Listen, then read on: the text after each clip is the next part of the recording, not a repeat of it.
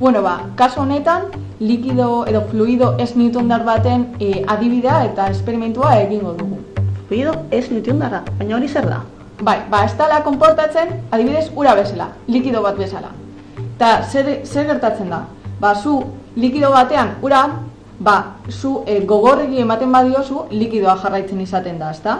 Bueno, ikusiko dugu, kasu honetan, zer gertatzen da likido edo fluido ez newtondar batean. Bale, orduan esko sartuko dut. Aspiro, sartu poliki-poliki. Baina ura modukoa da. Likido bat bezala, ez da ikusten dugu. Bai, hau likido dago. Orain gogorregi, presio handiagoa eman. Zer gertatzen da? Bai, orain gustatzen zait, Orain gogor dago. Solido bat bezala konportatu egiten da. Eta segurazki, etxean badeko zue fluido ez newtondar bat gehiago. Adibidez, ketchupa. Ketchupean,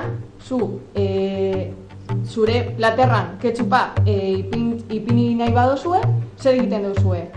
Bortizki agitatzen duzue eta likido bezala ateratzen da, ezta?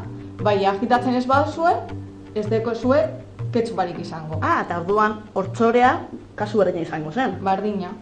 Oso interesgarria. Eta gainera, esperimentu hau, etxean egin dezakezue, bakarrik artoa erabiliz eta ura. Eta nahaztu behar duzue eta hor lortuko duzue. Eta hau etzela egin dezaket, baina gero bizitza errealean non erabiltzen da, edo zertara erabiltzen da. Benetan oso erabilgarria da. Adibide bat izango zen, txaleko antibaloriek, zu bala bat ekiditeko oso gogorregi badator, txaleko hori solido bat moduan izango da. Gero, oso astiroa bada, ez da konportatuko zu babesteko. Izango zer nahi, kasu berdina. Fuerte ematean, balan, fuerte datorrenez, ipintzen da oso gogor. Eta suabe badator, hemen bezala, likido. Hori da. Oso interesgarria.